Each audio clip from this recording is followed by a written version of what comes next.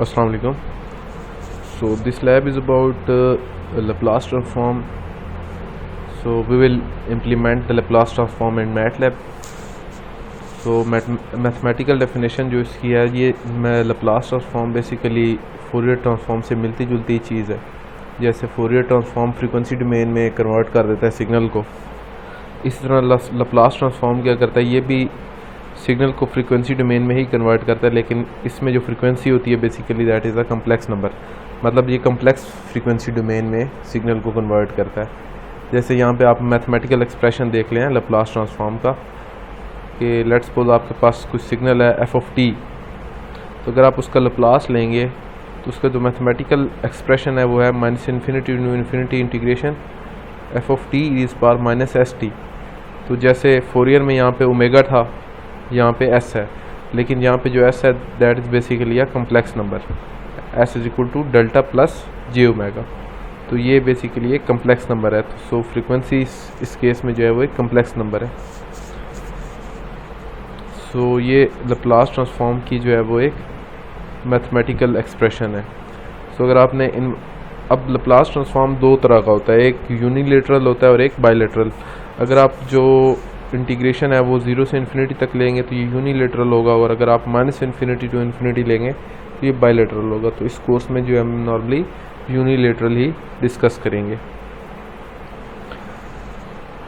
सो inverse Laplace के लिए जो मैथमेटिकल एक्सप्रेशन है वो है 1/2 पाई इंटीग्रेशन, ये ओमेगा की जो लिमिट्स है, ये इंटीग्रेशन की जो लिमिट्स हैं ये कॉम्प्लेक्स लिमिट्स हैं, माइनस इन्फिनिटी टू इन्फिनिटी, मतलब ये कॉन्जुगेट है एक दूसरे का, F of S E S power S T D T.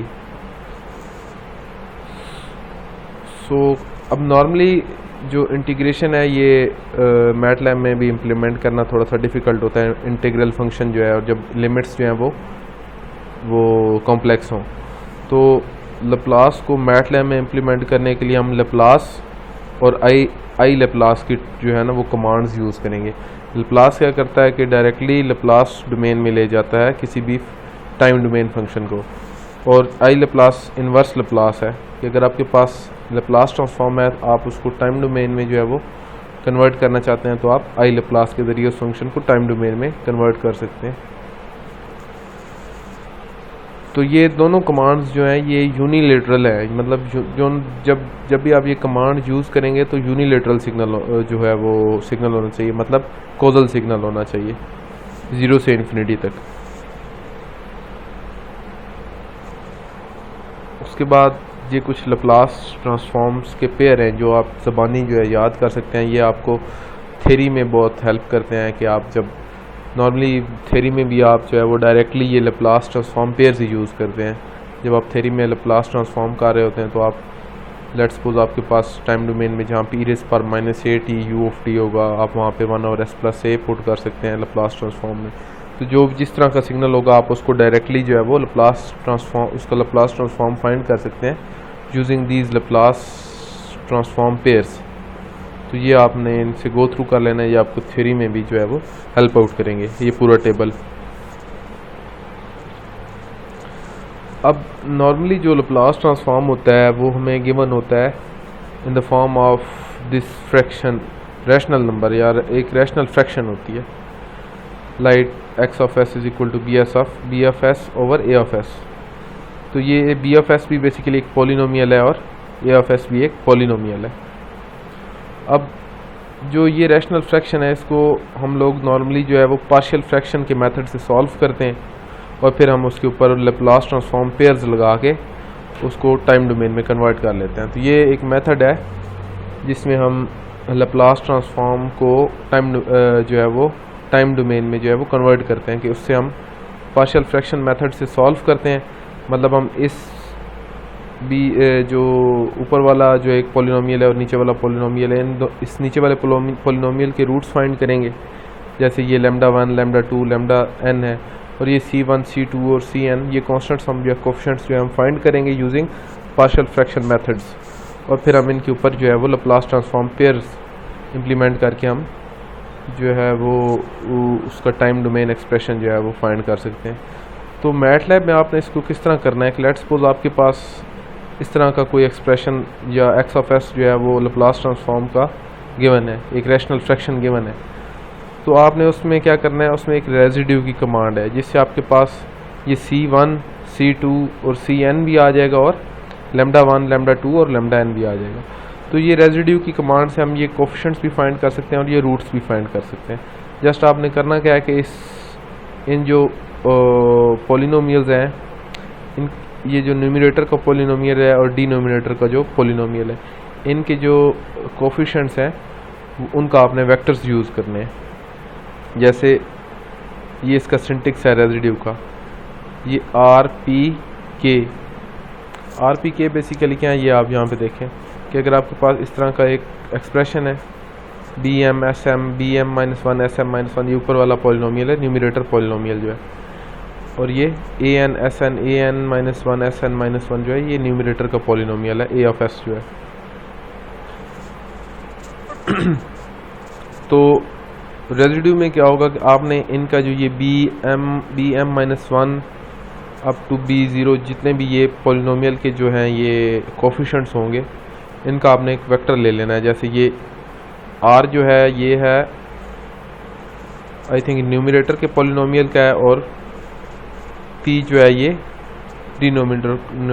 Denominator के जो नहीं सॉरी ये r और p जो है ये r जो है बेसिकली क्या होगा, ये कोफिशिएंट्स होंगे जो आपके पास फाइनल पार्शियल फ्रैक्शन जो आएगी उसके जो कोफिशिएंट्स हैं वो ये एक वेक्टर बनेगा जो आपको कमांड विंडो में मिलेगा जब आप रेजिड्यू की कमांड जो है वो इम्प्लीमेंट करेंगे। तो रेजिड्यू की कमांड को जो आपने b और a पास करने हैं, ये b और a बेसिकली ये इसके कोफिशिएंट्स हैं पॉलिनोमियल्स के। b का मतलब है कि ऊपर वाला जो न्यूमरेटर का पॉलिनोमियल है उसके जो कोफिशिएंट्स है वो यहाँ पे आपने पास करने हैं, b उसका एक वेक्टर बन जाएगा, और a जो है वो डिनोमिनेटर के पॉलिनोमियल्स हैं। जैसे ये ऊपर लिखा हुआ है b = bm up to b0, ये पॉलिनोमियल्स के जो हैं वो कोफिशिएंट्स हैं। तो ये आपने इस रेजिड्यू को एज अ पैरामीटर पास करना है, रेजिड्यू का बिल्ट इन फंक्शन है। तो ये आपको रिटर्न क्या करेगा, r, p और k, और उसकी जो जनरल फॉर्म होती है वो ये होती है। ये आपको पता है, आपने थ्योरी में की भी है। पार्शियल फ्रैक्शंस आप इससे किस तरह बनाते हैं कि आप नीचे वाले पॉलिनोमियल के रूट्स बना लेते हैं और उसके बाद जो है उसको जो क्या नाम है, सबसे पहले बल्कि आप देखते हैं कि ये प्रॉपर फ्रैक्शन है या इम्प्रॉपर फ्रैक्शन है। अगर प्रॉपर फ्रैक्शन होगी तो आप डायरेक्टली उसको रूट्स बना के इसको इस फॉर्म में लिख सकते हैं, और अगर इम्प्रॉपर फ्रैक्शन है तो आप उसको डिवाइड करते हैं तो आपके पास एक कांस्टेंट आ जाता है k, फिर उसके बाद आप उसको इस फॉर्म में जो है वो लिख सकते हैं। तो जो k है बेसिकली ये तब आएगा जब आपके पास इम्प्रॉपर फ्रैक्शन होगी, मतलब न्यूमरेटर और डिनोमिनेटर की डिग्री जो है वो इक्वल होगी या ग्रेटर होगी न्यूमरेटर की डिग्री डिनोमिनेटर से। सो जब आपके पास r और p आ जाएंगे तो आप x ऑफ s जो है इस फॉर्म में जो है आप लिख सकते हैं। फिर उसके बाद आप इसके ऊपर लैप्लास ट्रांसफॉर्म पेयर लगाएं तो डायरेक्टली आपके पास जो है वो टाइम डोमेन में एक्सप्रेशन आ जाएगा, या आप मैटलैब में आप आई लैप्लास से जो है वो आई लैप्लास डायरेक्टली वो आपको दे देगा। वैसे रेजिड्यू भी सिर्फ इसलिए है कि आपको ये कोफिशिएंट्स और रूट्स जो हैं वो किस तरह निकालने हैं ये पता चल जाए, वरना आई लैप्लास आप बस Laplace transform x of S define करें और डायरेक्टली भी आप आई लैप्लास से जो है वो क्या नाम है अब वापस टाइम डोमेन में जा सकते हैं।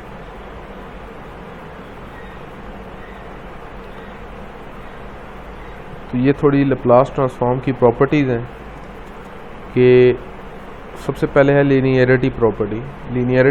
जिस तरह पहले मैंने फोरियर सीरीज़ में भी बताया था, फोरियर ट्रांसफॉर्म में भी बताया था। लीनियरिटी प्रॉपर्टी क्या होती है कि अगर आपके पास लेट्स सपोज दो सिग्नल है x1 ऑफ t और x2 ऑफ t, ठीक है। अब आप क्या करते हैं कि x1 ऑफ t को एक कांस्टेंट a1 से मल्टीप्लाई कर देते हैं और x2 ऑफ t को एक कांस्टेंट a2 से मल्टीप्लाई कर देते हैं, ठीक है। तो उसके बाद आप इन दोनों को ऐड कर देते हैं, फिर आपके पास एक सिग्नल आ जाएगा, लेट्स सपोज x या x1 आ जाएगा, ठीक है, या xa आ जाएगा, ठीक है। जो भी सिग्नल आएगा रिजल्टेंट आप उसका लप्लास लेंगे, फिर आपके पास उस लप्लास का एक रिज़ल्ट आ जाएगा, ठीक है। लेकिन आप अगर दूसरी तरह करें कि आप x1 ऑफ t का पहले लप्लास ले लें, फिर x2 ऑफ t का लप्लास ले लें, फिर जो दोनों के लप्लास का आंसर आएगा आप उनको कोफिशिएंट से मल्टीप्लाई करके ऐड कर दें, तो ये दोनों साइडें जो है वो इक्वल होंगी। इसकी मैं मैटलैब में आपको एग्जांपल साथ ही दिखा देता हूँ। जैसे ये देखें, ये मेरे पास एक सिग्नल है e⁻t u ऑफ t, ये यूनिलेटरल लप्लास है, इसलिए हम जो है वो सिर्फ जो है वो कॉजल सिग्नल लेंगे e⁻t। इसी तरह x2 जो है वो कॉज ऑफ t है। तो लप्लास बेसिकली 0 to इन्फिनिटी ही करता है, ठीक है। तो ये इसको कंसिडर करेगा कि ये यूनिलेटरल सिग्नल ही है। तो अब मैंने ये दो कांस्टेंट ले लिए हैं, a1 = 3 और a2 = 4। तो सबसे मैंने क्या किया कि x1 को a1 से मल्टीप्लाई कर दिया, x2 को a2 से मल्टीप्लाई करके ऐड कर दिया, ठीक है। तो मेरे पास एक सिग्नल आ गया le, ठीक है। फिर मैंने उसका लप्लास ले लिया, तो मेरे पास लेफ़्ट हैंड साइड जो है वो इम्प्लीमेंट हो जाएगी। जैसे ये लेफ़्ट हैंड साइड थी कि जिसमें पहले x1 ऑफ t को a1 से मल्टीप्लाई करके x2 ऑफ t को a2 से मल्टीप्लाई करके ऐड कर दिया, फिर जो सिग्नल आया उसका लप्लास लिया l, ठीक है। ये लेफ़्ट हैंड साइड इम्प्लीमेंट हो जाएगी, ये हमारे पास इसका रिज़ल्ट आ जाएगा। फिर मैंने क्या किया, मैंने राइट हैंड साइड इम्प्लीमेंट कर दी। मैंने जो है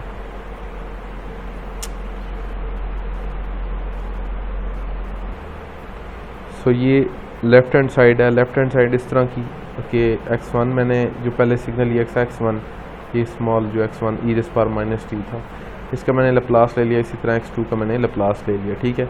और फिर वो जो लप्लास जो रिज़ल्ट आया मेरे पास, उसको मैंने कांस्टेंट से मल्टीप्लाई करके ऐड करवा दिया, तो ये मेरे पास राइट हैंड साइड आ जाएगी। तो अगर मैं इन दोनों को एवेलुएट करूँ तो मेरे पास रिज़ल्ट जो है वो सेम आना चाहिए। तो मैं इसको रन करता हूँ।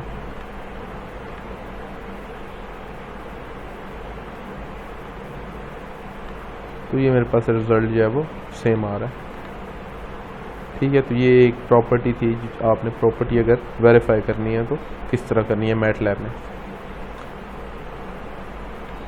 इसी तरह दूसरी प्रॉपर्टी है टाइम शिफ्टिंग की। जैसे फ्रीक्वेंसी डोमेन में या लप्लास डोमेन में अगर t0 का शिफ्ट देंगे तो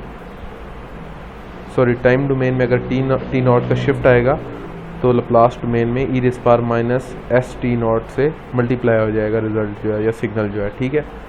तो ये फ्रीक्वेंसी टाइम शिफ्टिंग है। इसी तरह फ्रीक्वेंसी शिफ्टिंग है कि अगर आप जो है वो लप्लास डोमेन में s को s0 का शिफ्ट देंगे तो टाइम डोमेन में e⁻s0 × t का जो है वो जो है वो कांस्टेंट एक मल्टीप्लाई हो जाएगा सिग्नल के साथ। ये इतनी वैल्यू x ऑफ t के साथ मल्टीप्लाई हो जाएगी। तो यहाँ में मैंने एक एग्जांपल किया है जिसमें जो है वो टाइम शिफ्टिंग की है कि एक मेरे पास सिग्नल है cause of t u of t, जिसको मैंने t0 का शिफ्ट दे दिया, ठीक है। फिर उसका मैंने लप्लास ले लिया, t0 का शिफ्ट दे के मैंने उसका लप्लास ले लिया, ठीक है। तो मेरे पास उसका एक लेफ़्ट हैंड साइड आ जाएगी। ये सिंप्लीफाई जो है, सिंपली जो है इसका रिज़ल्ट है, इसको सिंप्लीफाई करेगा, ठीक है। और फिर मैंने क्या किया कि मैंने पहले लप्लास ले लिया कॉज ऑफ t का, और उसके बाद जो है मैंने उसको e⁻s × t0 से मल्टीप्लाई कर दिया। तो ये मेरे पास दोनों लेफ़्ट हैंड साइड और राइट हैंड साइड इक्वल आनी चाहिए। तो मैं इसको रन करके आपको दिखा देता हूँ।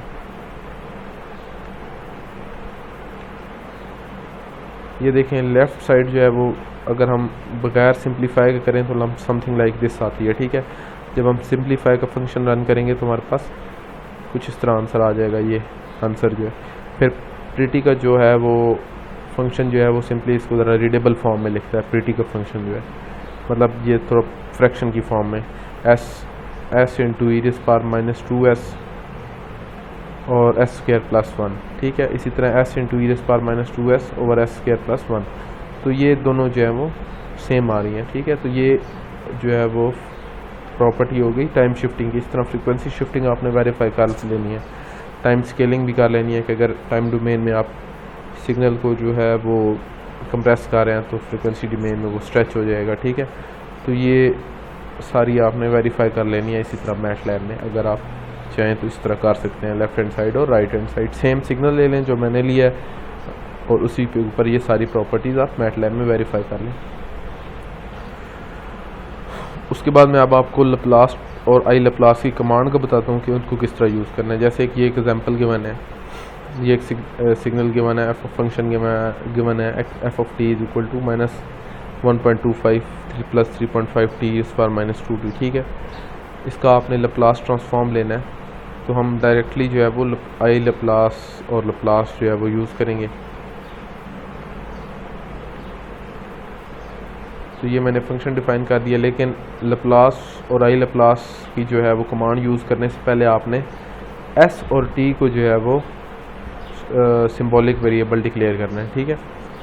उसके बाद आपने ये फंक्शन डिक्लेयर किया है और डायरेक्टली आपने, अगर आपने लैप्लास लेना है तो आप यहाँ पे जो इंडिपेंडेंट वेरिएबल है वो एस रखेंगे। अगर आपने आई लैप्लास लेना है तो इन्वर्स लैप्लास में इंडिपेंडेंट वेरिएबल टी आ जाएगा। और इसको आप जब रन करेंगे तो आपके पास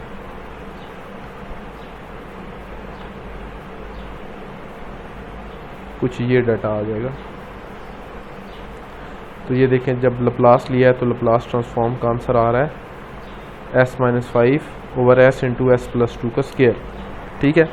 और जब मैंने उसका इन्वर्स लैप्लास लिया तो मेरे पास वापस वही 1.25 आ रहा है, -1.25 दैट इज इक्वल टू -5/4।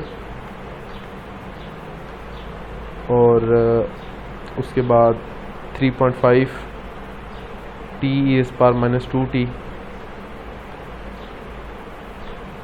तो ये 3.5 t इज पर -2t और 5/4 इज पर -2t that is equal to 1.25 e is पर -2t, ठीक है। तो ये वापस जो है जब मैंने इन्वर्स लैप्लास लिया तो सेम सिग्नल टाइम डोमेन में मेरे पास आ गया। तो ये लैप्लास आपने किस तरह मैटलैब में लेना है, ये दो कमांड्स आपने याद रखनी है और इनकी प्रैक्टिस भी करनी है और मैटलैब में इम्प्लीमेंट भी करना है और लैब रिपोर्ट भी सबमिट करवानी है। उसके बाद ऊपर मैंने आपको बताया था रेजिड्यू की कमांड। रेजिड्यू की कमांड किस तरह यूज़ करनी है, तो यहाँ पे एक एग्जांपल गिवन है। जैसे हमारे पास ये एक पार्शियल फ्रैक्शन गिवन है, ठीक है। अब इसमें आपने क्या करना है कि इसका आपने इन्वर्स लैप्लास ट्रांसफॉर्म लेना है।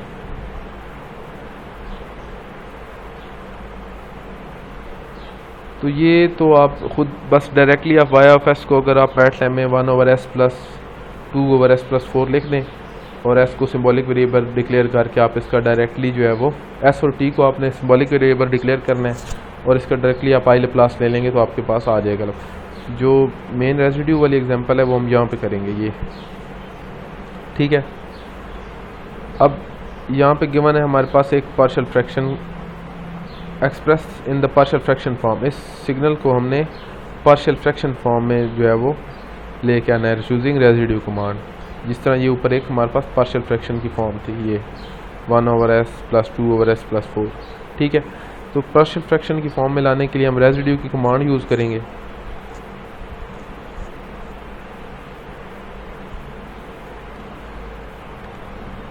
तो ये देखें, जो उसका न्यूमरेटर है उसके जो कोफिशिएंट्स हैं वो 1, 5 और 4 और उसका ऑर्डर है 2। ये प्रॉपर फ्रैक्शन है क्योंकि इसका जो न्यूमरेटर का ऑर्डर है वो लेस देन डिनोमिनेटर है। तो इसका मतलब हमारा जो k आएगा वो 0 होगा। सो इसका जो न्यूमरेटर है उसका मैंने ये एक वेक्टर जो है वो बना लिया, इस तरह डिनोमिनेटर के एक वेक्टर बना लिया s⁴ प्लस 1, तो 1 0 0 0 और ये कांस्टेंट 1 आ गया, ठीक है। तो ये न्यूमरेटर और डिनोमिनेटर के आपने वेक्टर बना लेने हैं और डायरेक्टली आपने r, p और k जो है वो फाइंड कर लेने हैं यूजिंग रेजिड्यू कमांड। ये r, p और k मैंने आपको बताया था क्या है कि जो r है ये आप यहाँ पे जो जनरल फॉर्म दी हुई है फ्रैक्शन की, पार्शियल फ्रैक्शन की, वो आप देखें।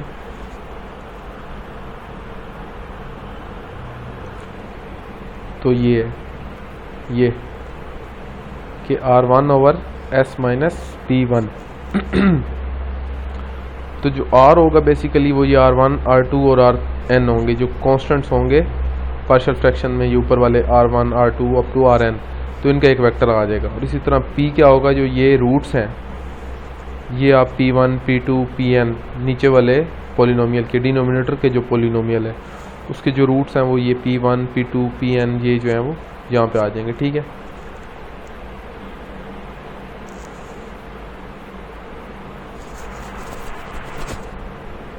तो सेम मैंने वही जो फॉर्म है वो मैंने यहाँ पे लिख दिया R1। अब ये R1 जो है ये जैसे ये R P और K अगर मैं इसको रन करूँ तो ये आपको यहाँ पे नज़र आ जाएगा।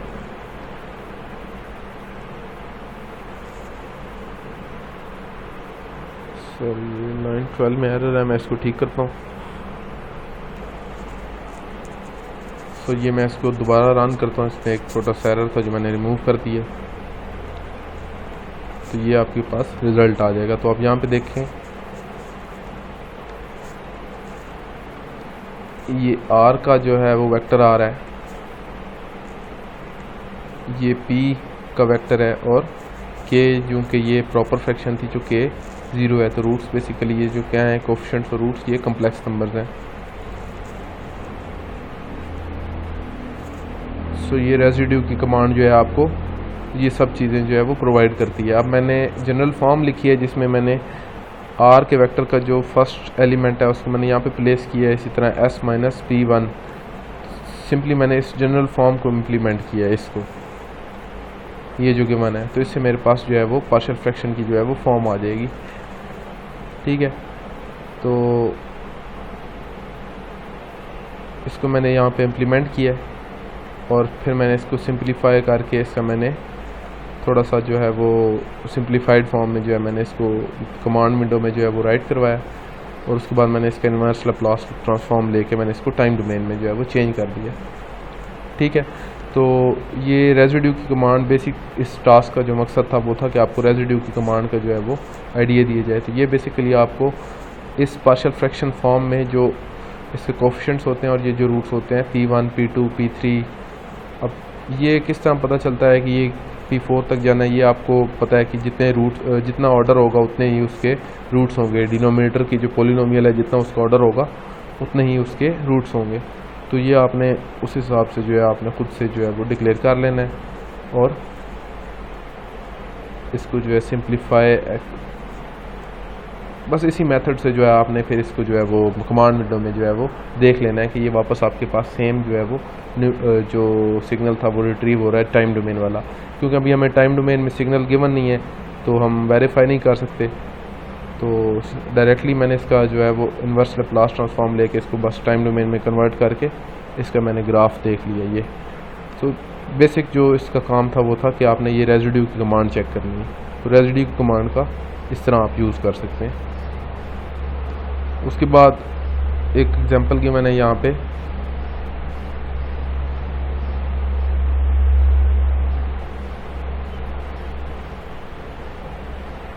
ये वाली कन्वोल्यूशन वाली, तो ये कन्वोल्यूशन वाली प्रॉपर्टी सेम उसी तरह जैसे फोरियर ट्रांसफॉर्म में थी कि अगर टाइम डोमेन में आप कन्वॉल्व कर रहे हैं दो सिग्नल को तो फ्रीक्वेंसी डोमेन में वो क्या हो जाएंगे, वो फ्रीक्वेंसी डोमेन में मल्टीप्लाई हो जाएंगे आपस में। तो सेम वही प्रॉपर्टी यहाँ पे भी इम्प्लीमेंट होती है। तो इसका आपने मैटलैब में जो है वो एज अ होम टास्क इसको खुद से करना है।